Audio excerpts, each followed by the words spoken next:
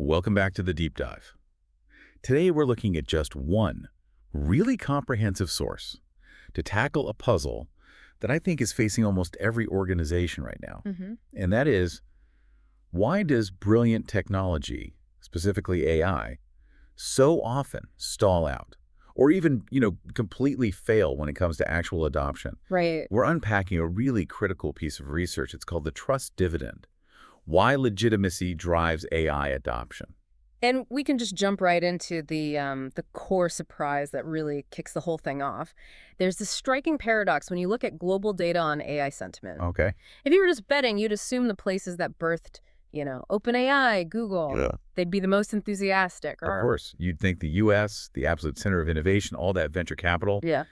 they'd be first in line, ready to embrace it. And yet, the United States registers as one of the most anxious populations globally when it comes to AI. It's fascinating. But conversely, if you look at polling from China... Which you'd expect to be more skeptical, at least from a Western perspective? Exactly. They show considerably higher optimism, a much greater faith in AI adoption. That is genuinely counterintuitive. I mean, couldn't someone argue that the anxiety in the U.S. is there precisely because the innovation is so fast and disruptive?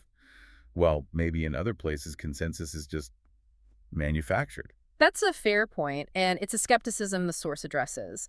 But it argues this inversion, it defies those simple assumptions. It's not about the technology's speed, it's about the population's faith in the institutions that are using the technology. So the big argument here, the thesis for you, the listener, is that this whole public response to AI, it isn't really about the tech. It's actually a referendum on institutional trust and distributional expectation. Exactly. That's the perfect way to put it. The human question is really simple. Do I believe this huge wave of change is going to lift me up, create new chances for me? Or is it designed to leave me behind? Is it designed to leave me and my job completely in the dust? Yeah. And this isn't just some academic theory. I mean, if you're an executive sinking billions into machine learning, the stakes they're immediate. That technical capability is worth nothing without a social license. That's the trust dividend they talk about. Because distrust, and it can come from anywhere, from employees who feel they're being spied on, customers feeling used, regulators feeling ignored. It all just grinds things to a halt. It leads to failed initiatives, talent just walking out the door, regulatory backlash. And, at the end of the day, a huge competitive disadvantage. You can't just tech your way past this stuff. You have to earn the legitimacy first. Okay, so if that's the core problem, let's unpack what the source calls institutional trust. What does that actually mean here? How do we even know if an organization is earning it? So institutional trust is, it's defined as your confidence as a citizen or an employee that an organization will act in your best interests, even when you're not watching. It's the assumption of good faith. It is. And the research says that to figure out if people see AI as a tool for everyone or just a tool for exploitation, you have to look at these three dimensions. They come from organizational justice research. Right. This is a really powerful framework. Yeah. So the first dimension is distributive justice. Distributive justice just asks one thing. Are the outcomes fair? It's all about who gets the gains. So if a new AI saves the company, say, 30% in costs, where does that money go? Does it all go up to the execs and the shareholders? Or is it shared in some way with the people whose jobs are being completely turned upside down by this new system? And that connects right back to that skepticism in the West you mentioned. If people in the U.S. have already seen decades of wages just staying flat, not capturing the gains from the last waves of tech, why would they believe this time is any different? It just feels like the next round of extraction. It does. And from that perspective, this skepticism is warranted. So that leads to the second dimension, which is procedural justice. And this is less about the final score and more about how the game is played. That makes sense. I mean, people can live with a tough outcome if they feel the process was fair. But how does a huge company offer a genuine voice? Isn't it just going to be endless meetings, token consultation? The key word there is genuine. It's not just about sharing information. Procedural justice asks, were the decisions made transparently? Were there consistent processes? And critically, did the people who are affected have a real way to give input and maybe have some influence? So they felt heard, even if they didn't get their way in the end. Exactly. And the third one is interactional justice. This is all about human dignity. Okay. It's about the quality of how people are treated. So when a big change happens, let's say an algorithm flags your performance. Right. Does the company treat you with dignity? Do they give you an honest, plain language explanation for why this is happening and what it means for you? Or is it all hidden behind corporate jargon and numbers you can't understand? It's about providing real, dignified feedback. So let's tie these three together. Mm-hmm. The source uses this great example of a predictive scheduling algorithm. Oh, yeah, that one's perfect. Technically, it's a brilliant piece of software. It optimizes labor costs perfectly, but it violates distributive justice by cutting hours, and it violates interactional justice because it changes shifts constantly, and a worker can't plan childcare. So the resistance is immediate. And it doesn't matter how good the tech is. The system just fundamentally violates any sense of fairness and dignity. The technical merit is totally irrelevant. Totally. Which brings us back to that global divide. Looking through this lens of justice, why is skepticism so high in developed Western democracies? Well, we've kind of set the stage for that. You have decades of wage stagnation, manufacturing jobs just collapsing, so people aren't suspicious of AI itself. They're suspicious of the institutions that are rolling it out. Based on a lot of historical evidence, right, that warranted suspicion. And what makes AI so potent is that the source calls it an organizational solvent. A solvent, what does that mean? It doesn't just automate a task here or there. It dissolves the very structure of a stable, traditional job into this collection of temporary, task-based, algorithmically managed work. You see that so clearly in the supply chain. The source points to companies like Shane, who got these massive valuations by using AI to coordinate thousands of tiny manufacturers all over the world. Which gives them incredible agility. Incredible agility. Yeah. But that agility comes at a direct cost, and the cost is stable, long-term jobs. And if you zoom in on platform labor, the gig economy, the psychological costs are just huge.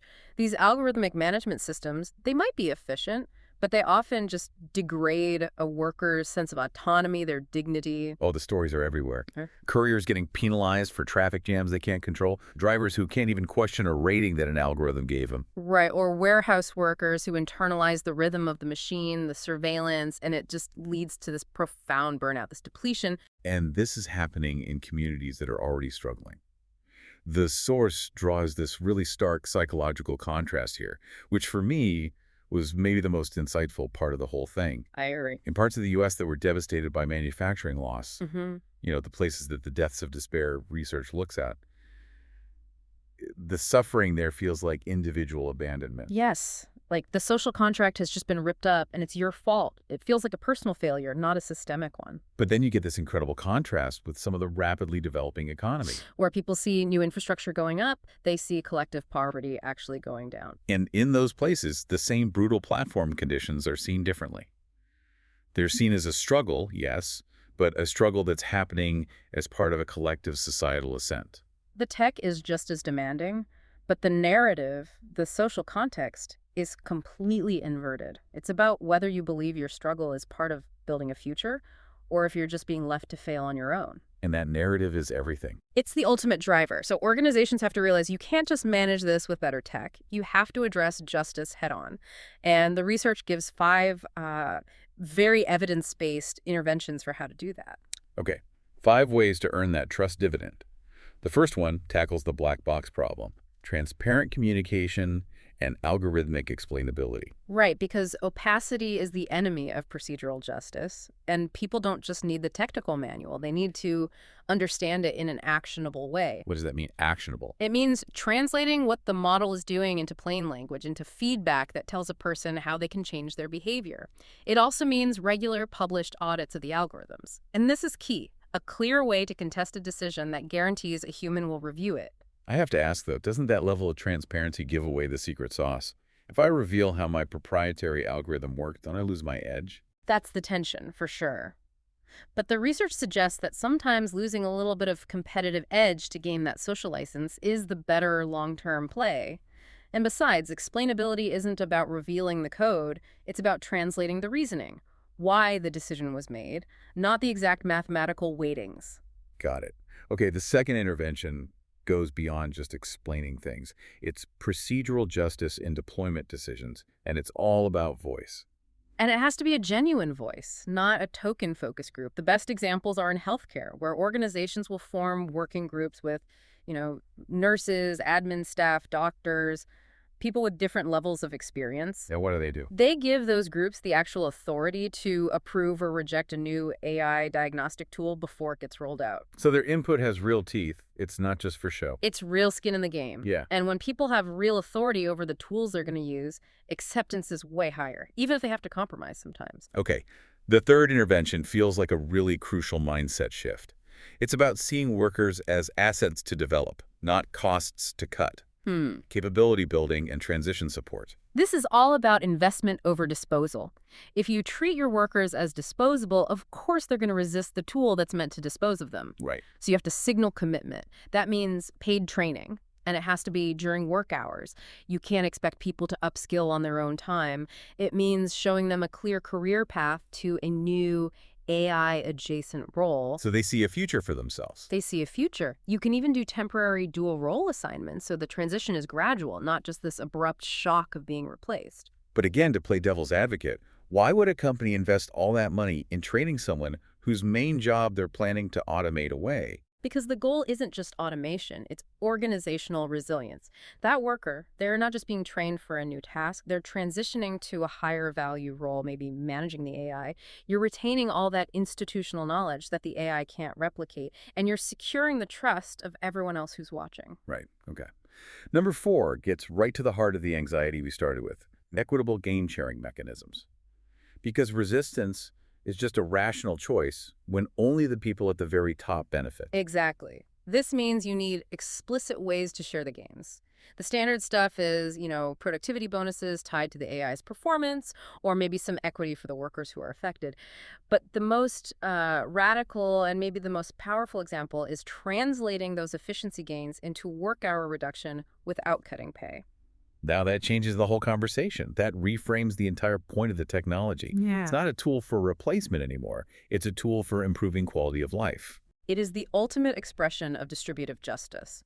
If the AI lets us get the work done in 32 hours instead of 40, the company shares that gain not with cash, but with the most valuable thing there is: time, well-being. That would turn resistance into advocacy overnight. Instantly. Okay, so finally, the fifth intervention is about governance. It's called proactive governance. And this is about getting ahead of problems instead of just reacting. It's moving beyond just defensive compliance. It means setting up strong, independent structures, like an independent board that does algorithmic impact assessments, or supporting things like worker data collectives so they can negotiate how their data is used. It's about acknowledging the power imbalance that these systems create and actively managing it. So those are the 5 big interventions. Let's shift a little bit from those tactics to the deeper, long-term cultural change that's needed. What does that look like? It really starts with what the source calls a psychological contract recalibration. The old deal, stability for loyalty, that's broken. It's gone. So what's the new deal? The New Deal acknowledges the uncertainty, but it offers a different kind of security. It offers portable skills, radical transparency, and a genuine voice. It's not paternalism. It's treating workers like adults who can handle the truth about the future. And that new contract works hand in hand with this idea of distributed leadership and worker voice. Because when AI makes decisions, the people on the front line become even more critical. They're absolutely critical. They are your early warning system. They're the first ones who will spot the failure modes, the weird biases, the things the developers in a lab could never have anticipated. Yep. Their input isn't a concession. It is a competitive advantage. The companies that build ways to actually listen to them are the ones that will adapt faster. And catch problems before they become disasters. And then finally, it all circles back to the narrative, to purpose alignment and collective progress narratives. This goes right back to that contrast between abandonment and assent. Right, the story you tell yourself about the change. People will endure almost any hardship if they believe it serves a mission they care about. The framing is everything. So when you deploy AI diagnostic tools in a hospital, You don't say you're replacing radiologists. no, you frame it as enabling radiologists to focus their incredible expertise on the most complex cases while the AI handles the routine stuff. The tech is the same, but the narrative secures buy-in because it aligns with a purpose everyone values: better patient care, not just cutting costs. So, to synthesize this for everyone listening, the main takeaway seems to be that AI adoption demands this constant, conscious focus on fairness, on dignity, and on voice, on those 3 dimensions of justice. When you're designing any AI rollout, the question isn't, what can this tech do? No. It's the human question. How will this change feel to the people it affects, and will they believe that it's fair? And that really is the ultimate test of leadership in this new era. The technology itself is neutral. It's just a powerful tool. Its success or failure depends entirely on the legitimacy of the institutions using it. The choice for every organization is pretty stark. Is it going to be inclusive progress, where you share the dividends? Or is it extractive disruption, where you hoard all the gains? If people are left feeling that the game is rigged against them, the tech, no matter how brilliant, is going to fail. You have to ensure that when people look to the future, they genuinely believe that future includes them. That belief, that's the trust dividend.